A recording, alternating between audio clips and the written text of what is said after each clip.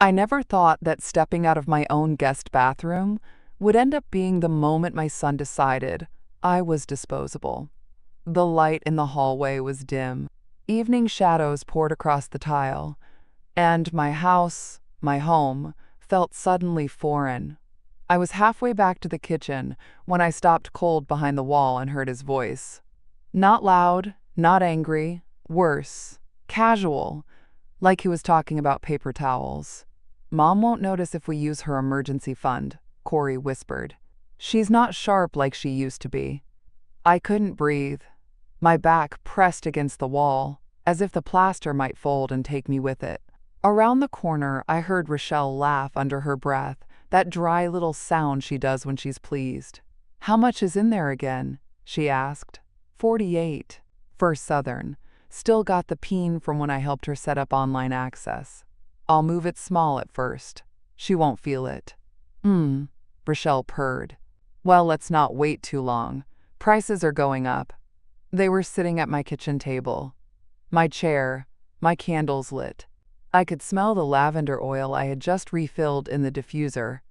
And there they were, plotting like I was already gone. Or worse, like I was still here, but too slow to count. I stood there, invisible behind the wall, listening to my only son siphon off my dignity like it was just another task on his list. The hallway clock clicked. 8:17 p.m., October 3rd. The moment the spell broke. The moment the lie wore thin enough for the truth to shine through. $48,000. Years of clipping coupons and stretching a pension. Amos and I had agreed. It was never to be touched unless the roof caved in or I was on a gurney. And here they were, scheming over it like it was leftover takeout. And the way Corey said it, "She's not sharp like she used to be." It wasn't just theft. It was dismissal. Erasure. I felt small in a way I hadn't since I buried Amos. My hands were steady, but my body was humming with something hot and electric. Rage or heartbreak, I couldn't tell yet. All I knew was I wouldn't be walking into that kitchen tonight. I backed away without a sound, straight into my bedroom. They didn't see me. Not then. Not yet. But I saw them. And I heard them. Every word. They thought they were pulling one over on a tired old woman. But they forgot about the folder.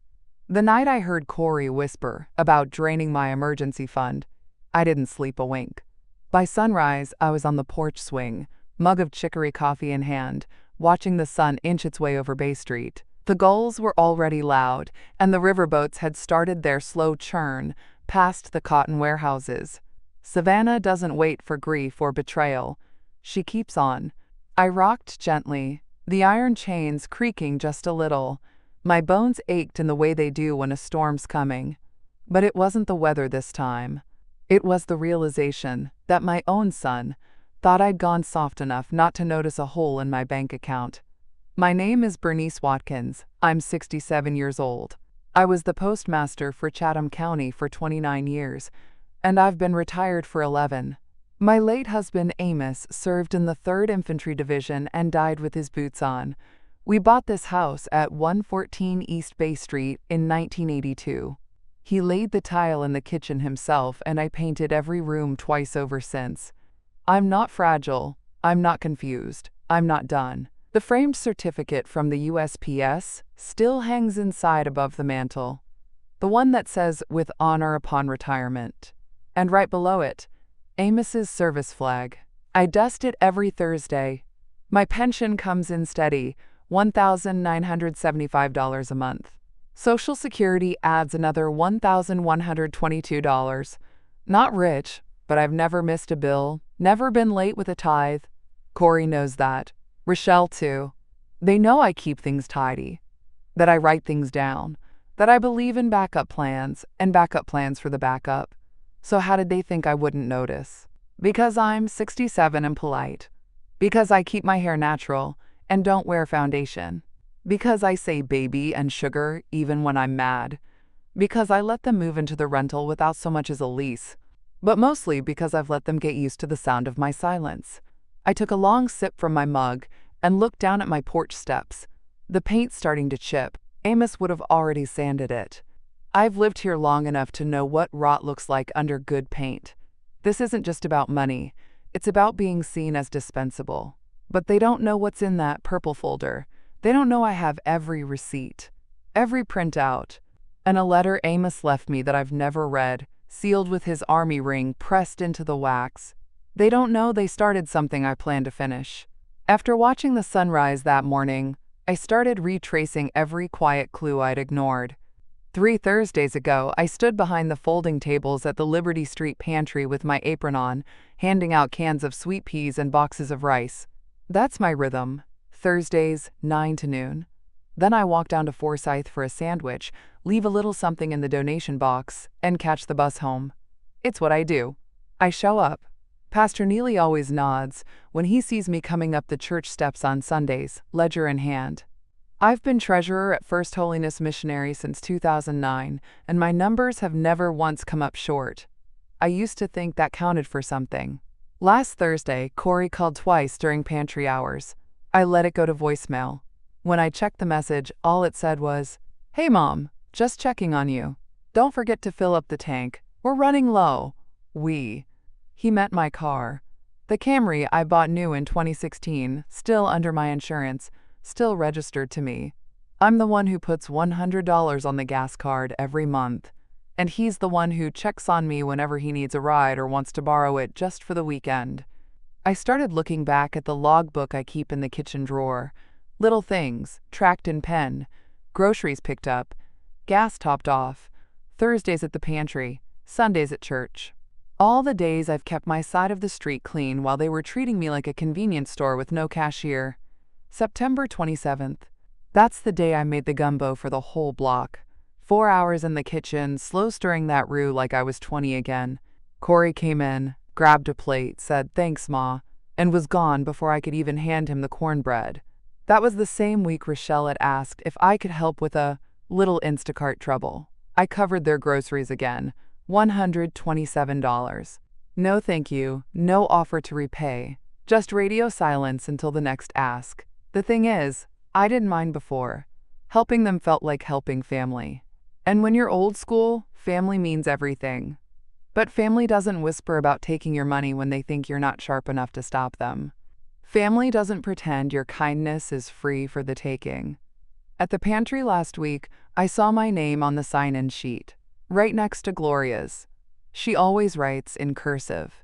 She looked over and said, "You okay, Bernie? You look like you're somewhere else." I was remembering every little routine I've kept up while my son's been keeping tabs. On my car, my money, my tolerance. But I've got tabs of my own, and a folder full of every last one. The morning air still clung to my arms when I walked out back and stared at the converted garage. That rental unit used to be Amos's workshop. I turned it into a 1-bedroom in 2018. Just enough space, clean and decent. Corey and Rochelle moved in May 15, 2023, with nothing but 3 suitcases, a baby swing, and a promise. "Just until we get on our feet, Mama. Few months, tops." I said yes. Of course I did. No deposit, no rent. I told myself it was a gift, my way of helping them through. Rochelle had just lost her job at the dental clinic. Corey said he was, quote, between opportunities. I cooked a pot of rice that day and left them a note on the table. "Welcome home. We'll make it work." That note's still in my drawer. His handwriting in blue ink at the bottom, "Thanks, Mom. We'll make you proud." But pride don't keep the lights on. Every month since, the utility bill's gone up. They've got the air on full blast in there. Windows closed. Space heater still plugged in. I pay it. Water too. Trash pickup. Wi-Fi. Every cost that should have been shared quietly landed in my lap. And still, no rent. Not $1. When I brought it up in June, Corey just rubbed his neck and said, "We're still getting sorted. Rochelle's freelancing now." By August, he'd stopped pretending. "Mom, we're practically family roommates." He laughed one night, helping himself to leftovers. "We'll catch up when we can." They stopped closing the gate after themselves. Rochelle left Amazon boxes piled by my hydrangeas. The baby, sweet as she is, cried through the night, but they never offered to let me sleep in peace. Never once said, Sorry we're keeping you up. What I remember most from that first day, though, was the way Corey looked around the unit, bare walls, linoleum floor, box fan in the window, and said, "It's not much, but it'll do." It's not much. That's what my son thought of the space I'd built from scratch, of the roof I gave him when he had none. And I told myself for too long that they'd find their footing, that it wasn't charity, it was love. But I was wrong. This wasn't about tough times. It was about entitlement. About seeing me not as a person but as a resource. No lease. No line drawn. That was my mistake. But mistakes can be corrected. Starting now. Back inside, I sat at the kitchen table, the one with the wobbly leg Amos never got around to fixing, and opened the folder. Purple faux leather. Accordion style. Tabs worn soft from years of thumbing. I bought it after Amos passed, when I realized I needed to keep things in order, especially the things nobody else would think to ask about. Inside were the receipts. Every last favor. $6,000 cashier's check to Toyota of Savannah, dated March 2, 2023. Down payment for that Nissan Corey just needed a boost for. $1,200 to Party City, Macy's, and 2 catering deposits for Rochelle's baby shower. 14 months of Instacart and Kroger pickups, averaging $400 a month. I had the statements printed. Taped some of them to lined notebook paper so I could annotate which week she promised to Venmo me later, but later never came. I leaned back in the chair and felt that old tiredness I used to call love. Not one reimbursement. Not even a token thank you card. When I'd asked Rochelle in July about splitting the groceries, she looked me dead in the eye and said, "We're all eating the same food, aren't we?" I should have said something then. But I was too stunned, too ashamed to admit to myself that I was being played in my own house. That purple folder had been sitting here all along, beneath a pile of coupon flyers and church bulletins. Quiet, heavy with truth. I flipped to the last tab. Emergency Fund, First Southern Bank. There it was. $48,000. Untouched since 2016. I'd started that account after Amos's funeral, when I realized SSA alone wouldn't cut it if something went wrong. Monthly pension, $1,975. Social Security, $1,122. Every month I'd squirrel away whatever was left after the bills, sometimes $100, sometimes just $25. Never skipped. Never dipped into it. Until now. I reached for my phone and opened the mobile app. I stared at the balance. Still there. For now. And I thought about Corey's voice in the kitchen, casual as a napkin toss. She's not sharp like she used to be. They thought I was too soft to notice, too old to fight. But this table's held more than meals. It's held grief, planning, prayers, and now, evidence. They don't know what I've kept. They don't know that I've been documenting every dime since the first lie. They think they've been sneaky. But I've been writing the ledger of their greed, one receipt at a time. I was still sitting at the table, tracing the edge of a crumpled grocery receipt, when I remembered the alert. September 10th. It came through at 8:04 a.m. I'd just finished folding laundry when my phone buzzed. Withdrawal alert minus $6,300 from ACCT, ending in 2,294. I froze. That was the emergency account. I clicked into the banking app so fast my fingers slipped. The money was gone. Cleared, not pending. I stared at the screen like it was a foreign language. That account had no checks, no debit card. I kept it airtight. I called the bank, got a hold of someone named Jason who said, "Oh, looks like the funds were transferred via internal ACH to another First Southern account, one with shared credentials." Shared? I asked him what that meant. He hesitated, then said, "Someone with access to your login made the transfer. Corey." When I brought it up that evening, he didn't flinch, just raised his eyebrows like I was the one being dramatic. "Oh, that fraud thing. I already called about it. They're handling it. Some glitch." I stared at him, waiting for an apology, an explanation. Anything. He patted my arm. You probably clicked on something by mistake. You know how those scammers are. Gaslight. Soft and practiced. He made me feel like I'd imagined it. Like the decades I spent managing post office budgets and union pensions didn't mean a thing. Rochelle chimed in from the couch without looking up from her phone. You really should let Corey help with that stuff, Bernice. Digital stuff gets tricky when you're, you know. She didn't finish the sentence, just left it hanging in the air like a damp cloth. When I checked the app again that night, the money was still gone. No reversal. No pending credit. Just a silent hole. I took a screenshot. Then another. I printed it the next morning at the library and slipped it into the purple folder.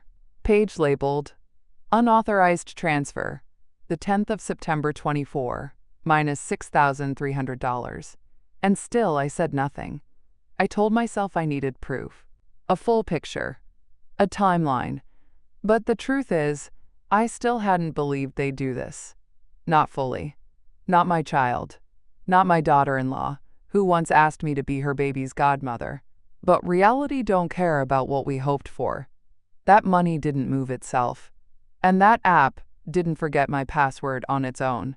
They were already stealing from me. And they were doing it slow, hoping I'd never notice. They were about to learn who they were dealing with. 3 nights after the transfer, I couldn't sleep. Something in my chest felt restless, too quiet like the air before a thunderstorm. At 11:38 p.m. on October 6th, I heard the floorboard creak outside my bedroom door. I keep a nightlight on in the hallway, the old kind, soft yellow glow. I rolled over, real slow, and peeked through the crack in the door. Corey. He was creeping toward the back of the house. My office. I slid out of bed without a sound, stepped into my slippers, and followed the hallway's edge like I used to when Amos worked night patrol and I needed to feel safe. Corey didn't turn on the light, but I could hear the soft rustle of papers, the unmistakable tug of a drawer sticking. I waited. When he slipped back out, I ducked into the laundry room. My breath was steady, but my hands were stone. I waited until I heard the door click shut behind him, and his footsteps fade back across the yard to the unit. Then I went to the office. He'd moved things. Not much, but enough for someone who knows her space. The drawer where I keep my old checkbooks wasn't fully closed. My stamps were out of order. I clicked on the desk lamp and opened my email. Something in my gut said to check. Sure enough, there it was. A sent message from earlier that night. Send the down payment as discussed. Wire preferred. No subject, no signature. But it was from my Gmail.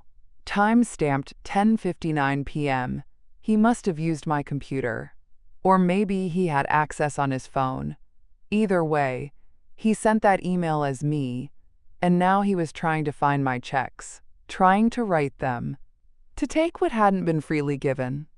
I took a screenshot of the email, printed it, labeled it, attempted transfer communication, the 6th of October 24. I locked the checkbooks in the file cabinet, the one with the steel bar and hidden key slot under the bottom drawer.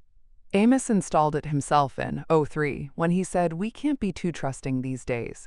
Back then, I thought he was being dramatic. Now I think he was early. This wasn't just disrespect anymore. This was burglary in slow motion. Corey didn't see me that night, but I saw enough of him to know. My own son was trying to bleed me dry behind my back. And the worst part? He still had the nerve to hug me every morning like nothing had changed. The next day, October 7th, heat clung to the sidewalk like syrup. I was out front, clipping back my azaleas, when I saw Rochelle step out of the unit with a reusable tote in one hand and attitude in the other. I'd noticed groceries hadn't been restocked lately, at least not for me. The fridge that once held shared milk and butter was empty on my side. My grocery card, which I checked just that morning, showed a zero balance, so I asked, "Rochelle, did y'all use the grocery card again? I need to pick up eggs and some cabbage." She didn't look at me when she answered, just slid her sunglasses up and snapped, "You won't starve if you skip a meal."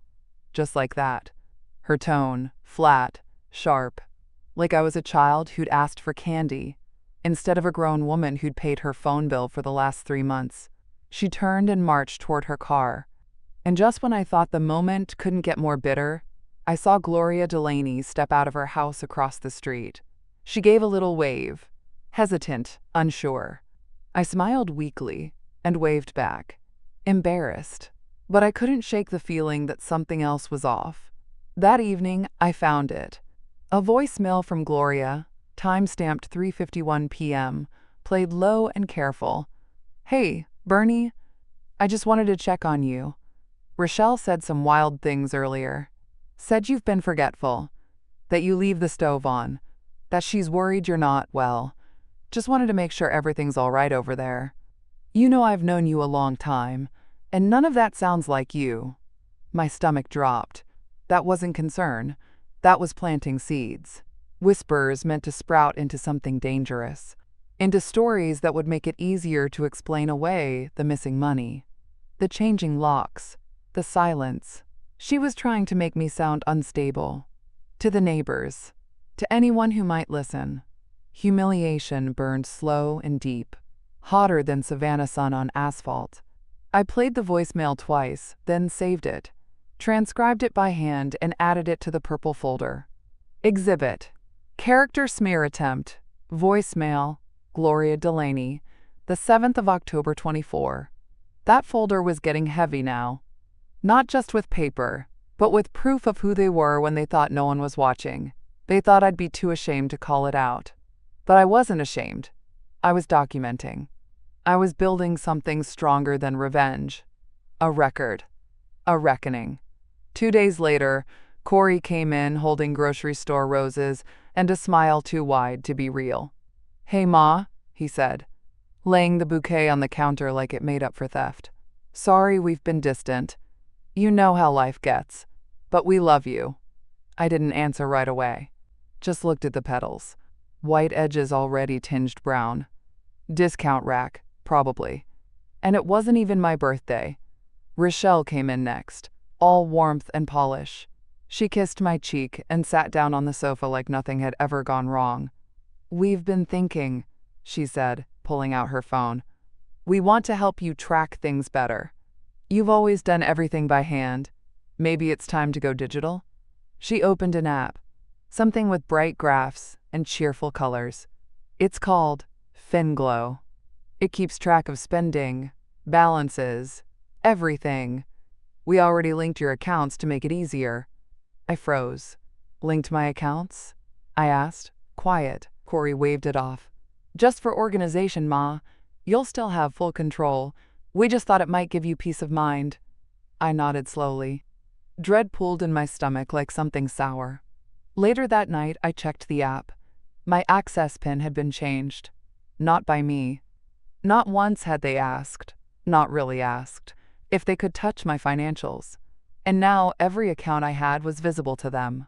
Corey had synced my emergency fund, pension deposits, grocery card, even my utilities. They weren't helping. They were consolidating control. That night, I didn't cry. I didn't rage. I just opened the purple folder and wrote down the date, October 8th, 2024. Unauthorized PIN change, FinGlow app. Taped in a screenshot of the account sync history. It was the calm before war. They thought they'd digitized my life to assist. But what they'd really done was draw a bright red circle around the next move they didn't want me to see. I spent the next hour logging out of everything, resetting passwords, making a new paper copy of each account and login. I used Amos's old system, pen and pad, stored in a safety envelope with my name across the front. I didn't delete the app. No. I wanted to see how far they'd go. Corey sat across from me at breakfast the next morning and asked how I slept. "Just fine," I said. But I was lying. I hadn't slept. I'd been wide awake, watching the foxes inside the henhouse I built. They left that evening for what Rochelle called a financial planning retreat. 3 days. Hilton Head. All expense paid. By who? I didn't ask. I just nodded, waved, and watched their car disappear down Bay Street. The house went quiet. No crying baby, no microwave slamming, no back door left wide open. Just me and the steady creak of floorboards that have known my weight since 1982. At 9:15 p.m., I opened the closet in my bedroom and pulled down the purple folder, but this time I reached deeper. Behind the folder, behind an old photo album and Amos's military jacket, was a sealed envelope I'd never opened. If you're ever cornered, he'd told me once, after his first heart scare in 2019, you'll know when it's time to use this. I slit the envelope. Inside, a notarized revocation of the durable power of attorney we'd signed in 2017, before I really understood how people could twist that kind of power. Also inside, a revised deed to 114 E Bay Street, amended in 2020 to reflect full ownership in my name, in trust. And at the bottom, a letter in Amos's handwriting. Bernie, if they ever try to take what's yours, go see Everett Boyd. He knows the full setup. Trust nobody else with the papers. I love you more than every brick in this house. Amos. I sat on the edge of the bed, the envelope on my lap, and breathed. Not relief. Not yet. But a clean, cold clarity. They weren't just playing fast with my money. They were laying groundwork. For guardianship. For power of attorney reactivation. For a full takeover. But Amos saw it coming. And now I saw it clear as day. I slipped the revocation, the trust deed, and Amos's letter into the purple folder. Added a fresh tab at the back. Legal shield. I picked up the phone and called Everett Boyd's office. Left a message on the machine. This is Bernice Watkins. Amos sent me. I'm bringing papers. Urgent. Then I did something I hadn't done in a year. I slept 8 hours straight, because I had the power back in my hands. In black ink. On notarized paper. And the next move? That was mine. I got to First Southern Bank at 9:02 a.m. the next morning. The downtown branch still smells like lemon polish and air conditioning. Ms. Darla Chang was at her desk near the corner, the same manager who'd helped me set up the emergency fund after Amos passed. She stood when she saw me. Ms. Watkins, she said, kind but formal. Everything all right? No, baby, I said, placing the purple folder on her desk, but it will be. I slid out the documentation. Revocation of the power of attorney, copy of my ID, deed information, and a typed request to freeze all accounts Corey had accessed. I'd spent half the night drafting it, double spacing every line. Ms. Chang scanned the documents, then looked up with raised brows. Would you like to reset all digital access? Yes, I said, and remove every device but mine from the online banking profile, every linked phone, every authorized user. Wipe it clean. She nodded and went to work. While she typed, my phone buzzed in my purse. 3 times. Corey. Mom, why is the account frozen? I didn't respond. Miss Chang turned the monitor slightly toward me. Here's the confirmation. The emergency fund is frozen. No transfers allowed without your signature in person. PIN reset. Auto payment suspended. I felt something uncoil in my chest. A tension that had sat tight for weeks, finally beginning to loosen. She leaned in slightly. Would you like a copy of everything for your records? Yes, I said. And a digital backup. I'm keeping receipts. By the time I left the bank, it was 10:17 a.m., and the sun had burned through the Savannah haze. Outside, the wind off the river felt sharper than usual. Clean. In the folder now sat a fresh set of documents. Freeze confirmation, PIN reset form, and a new note on purple paper. No access without her. The account was safe. The foxes were locked out. And I, finally, wasn't just watching the theft happen. I had drawn a line, and I'd drawn it in ink. That afternoon, I walked to the Telfair Square Library with my tote bag full of truth. The kind young man at the front desk pointed me to the printer room. Need help scanning? He asked. No, baby. I've been scanning longer than you've been alive. He laughed. That's what Miss Sandra always says. Ms. Sandra, the librarian I'd known since she was shelving encyclopedias in high school, appeared just then. She gave me a long look, the kind that doesn't need words. Need a flash drive? She asked, like she already knew the answer. I brought my own, labeled and everything. She led me to a quiet table in the corner. away from the teens gaming and the tourists looking up ghost tours. I laid out the contents of the purple folder in rows: bank statements, screenshots, voicemails transcribed, that email Corey sent from my account promising someone $10,000. I had it all. One by one, I scanned and saved each item onto the USB drive labeled Watkins, October. I organized the files by date, by type, financial, digital, verbal. Then I saved them again to the cloud, under a dummy name Amos had set up for me years ago. Backup of the backup. On screen, the folders looked like any digital archive.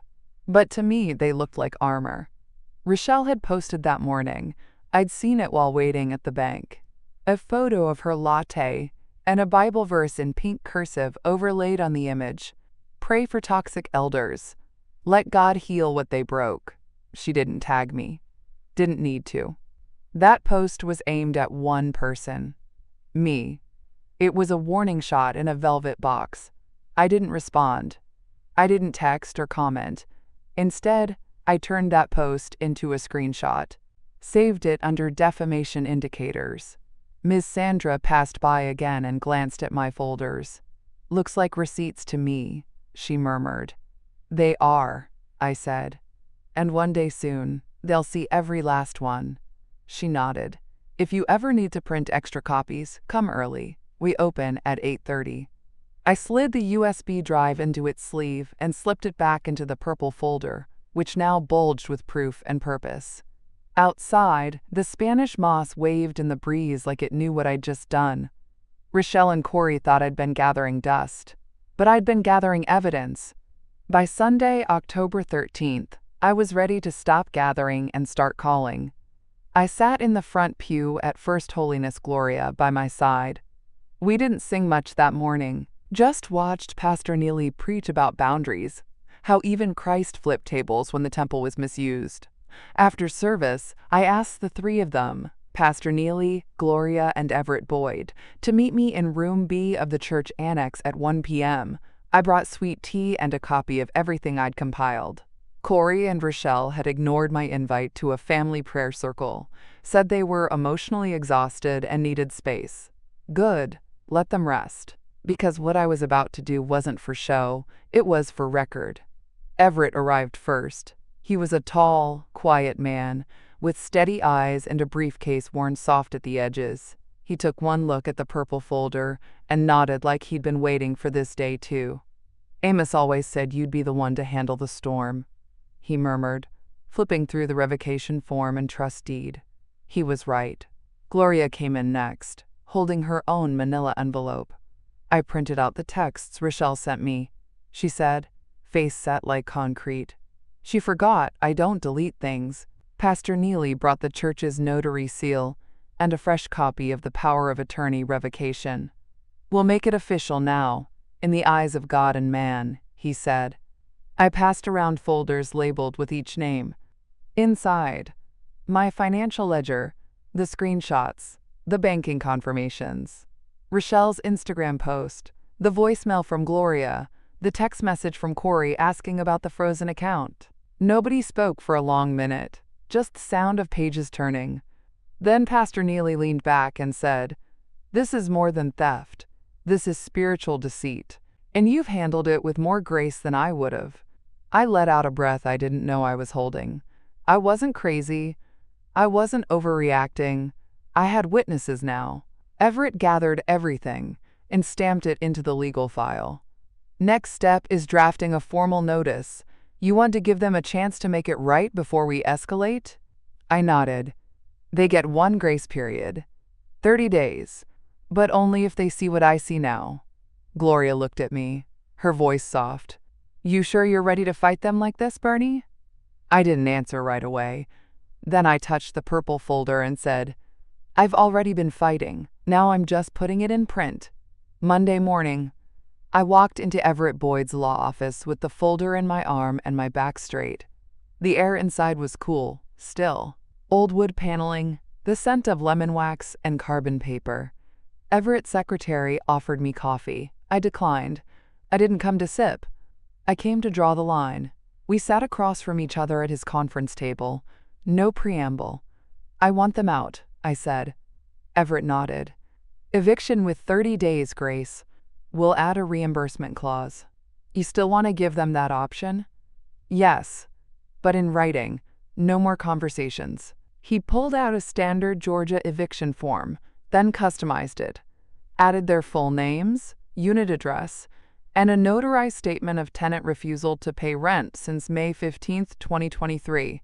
Then came the meat, an itemized reimbursement demand. Nissan down payment, $6,000, baby shower expenses, $1,200, groceries, 14 months, $5,600, utility overages, $2,100, MISC, transfers and cash, $3,900, total $18,800.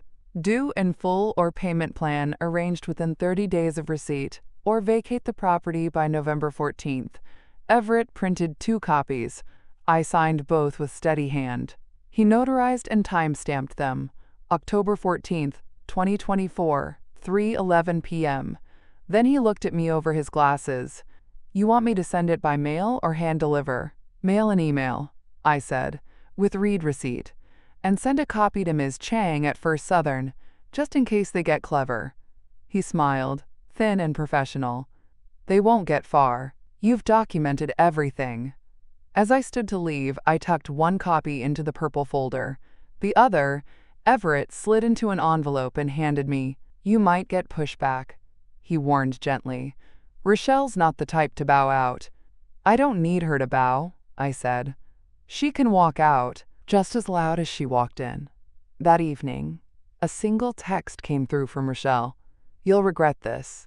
I stared at the screen. Then I turned off the phone, folded laundry, and made myself a bowl of shrimp and grits. Regret? That belonged to them now. All I had was documentation. And 30 days of silence to enjoy before the locks changed. The next morning, I was back at First Southern Bank, sitting in the same leather chair across from Ms. Darla Chang. She offered me a mint. I took it, unwrapped it slow, and waited. At 10:42 a.m., the double doors opened. Corey and Rochelle walked in like they were the ones doing the favor. Corey wore a stiff-collared shirt, like he thought he was headed into a business meeting. Rochelle had her baby sling on, though the baby was with her sister that day. A prop, I thought. For sympathy.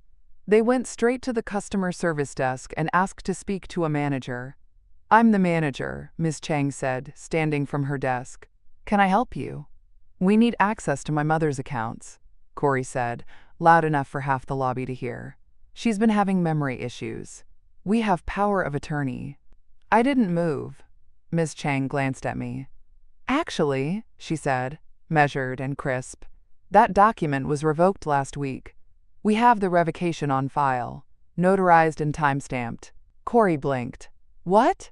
Rochelle stepped forward. "I don't think you understand. We manage her finances. She needs oversight." Ms. Chang looked back at her screen. "Well, according to our records, Ms. Watkins resecured her accounts on October 9th. All PINs reset. All devices removed. There is no authorized access for either of you." Corey's face changed. Just for a second. The tight mask of control slipped, and I saw the flicker of panic underneath. He turned toward me then, voice low but sharp. "Why are you doing this, Ma? We're your family." I stood. "You weren't family when you whispered about taking my emergency fund," I said. "You weren't family when you tried to forge checks in my office. And you sure weren't family when you told people I was slipping." Rochelle scoffed, but her eyes darted around the room. People were watching now. Corey tried again. "You don't understand. We were just trying to help." "You were helping yourselves," I said. Ms. Chang stepped in. "I'm going to have to ask you both to leave. Your presence is disruptive, and you're not authorized on any of Ms. Watkins' accounts." Security arrived quietly. A gentleman in a navy blazer, hands folded. No scene, just pressure. They left in silence. No hugs. No parting glances. Just the slow realization that the game had changed, and they weren't holding the cards anymore. Miss Chang sat back down, calm as ever. You did the right thing, Miss Watkins. I nodded, voice steady. They thought I wouldn't notice. They thought I was too old to fight. But they forgot, I said, tapping the folder on my lap. I keep receipts. 2 days later, I stood up at the HOA quarterly meeting and requested use of the clubhouse. Mr. Mitchell Jones, our HOA president, a man who never missed a bow tie day, blinked from behind his reading glasses. May I ask the purpose, Ms. Watkins? Family accountability review, I said. Nothing illegal, just a presentation. He raised an eyebrow but didn't press. Friday evening work? Perfect, I said. I'll bring my own projector. October 18th, 6 p.m., the date circled in purple ink on my wall calendar. I arrived early and set everything up myself. Gloria brought folding chairs. Pastor Neely offered to open with prayer, but I declined. This isn't a sermon, I told him. It's a reckoning. The clubhouse at 1900 Abercorn smelled like pine sol and fresh carpet. I had lemonade on the side table. No snacks. This wasn't a party. Corey and Rochelle showed up at 6:04 p.m. They walked in smug, like they thought I'd called this meeting to apologize. Rochelle wore a sleek pantsuit. Corey kept his sunglasses on indoors. They sat near the back, arms folded, whispering. The other attendees trickled in. Gloria, Everett Boyd with his briefcase, Ms. Chang from First Southern, and Mitchell Jones himself, notepad in hand. At 6:07, I clicked the remote. On the wall behind me, the projector lit up. Misuse and misjudgment, Watkins case. I turned and faced them. I called this meeting not for revenge, but for clarity, I said. Because when someone calls you confused, unstable, or senile, you don't argue. You show them your files. I opened the purple folder and began. First slide. The $6,300 unauthorized withdrawal. Dated. Time-stamped. Screenshot. Printout. Second slide. Text from Corey to a lender. Send the down payment as discussed. Wire preferred. Third. Rochelle's Instagram post. Pray for toxic elders. Fourth. My bank statement. Before and after PIN access was changed. Fifth. Voicemail from Gloria. Transcribed and signed. Testifying to Rochelle's public smear. Their faces changed slowly. Not all at once. Rochelle's jaw clenched. Corey sat back, eyes darting to the screen, trying to guess what was next. Every dollar has a paper trail, I said. Every lie has a date stamp. Then I handed printed binders to each person in the room. Labeled. Indexed. Mitchell Jones cleared his throat. These records? They're verified? Everett Boyd stood. Every single one. I've reviewed them personally. Miss Chang added. The bank has already acted on her documentation. Rochelle finally spoke, voice cold. You didn't have to make this a show. I met her eyes. You made it a secret. I made it public. That's the difference. Corey looked at the floor. They expected silence. But what they got was PowerPoint and accountability. At exactly 6:27 p.m., I placed the final folder on the table at the front of the clubhouse. Let the record reflect, I said calmly, that the funds in question were never offered. They were taken. The projector glowed behind me, illuminating one last timeline, withdrawals, messages, and gaslighting moments plotted like a map. I opened the final tab. Corey, I said, looking him square in the eye, on September 10th at 8:04 a.m., you accessed my emergency account and moved $6,300. You told me it was a glitch, but here's your text, sent that night, offering a $10,000 down payment to someone named Maurice.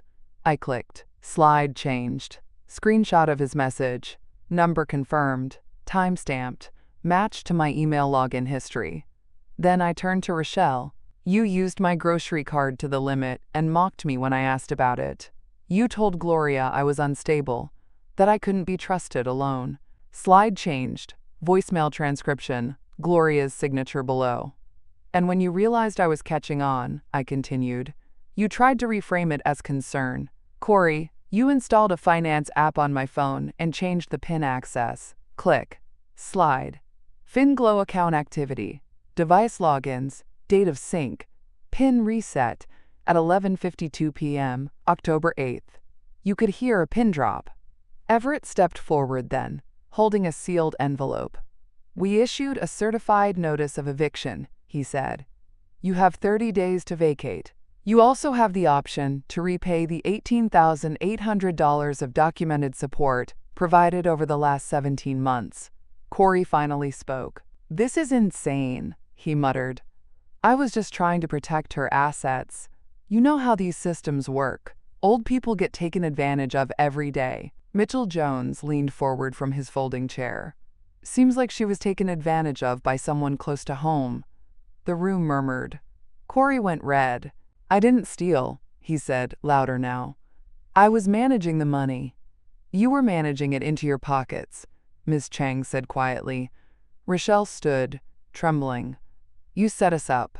"No," I said. "You set yourselves up. I just kept the receipts."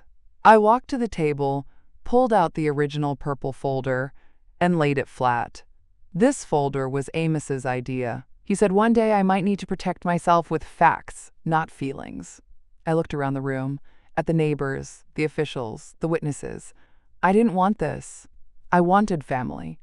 But if I have to choose between peace and truth, I will always choose truth. No one clapped. No one needed to.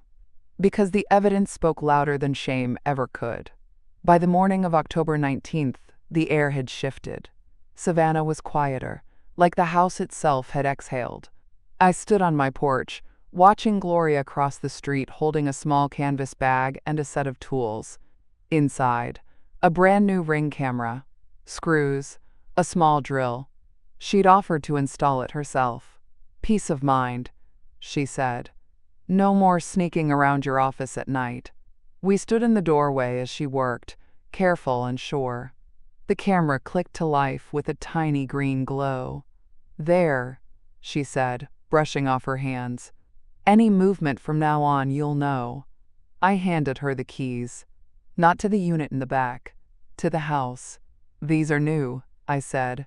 "Changed the locks this morning. Deadbolt and knob. Made copies for you, Pastor Neely, and Everett. Just in case."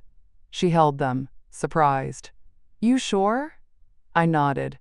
"I'm too old to pretend I don't need backup. Amos always said, 'Surround yourself with people who want nothing from you but your well-being.'" She smiled, eyes misting. Inside, the purple folder rested closed on the kitchen table. Its contents now backed up 3 ways: flash drive, cloud, hard copy in Everett's office.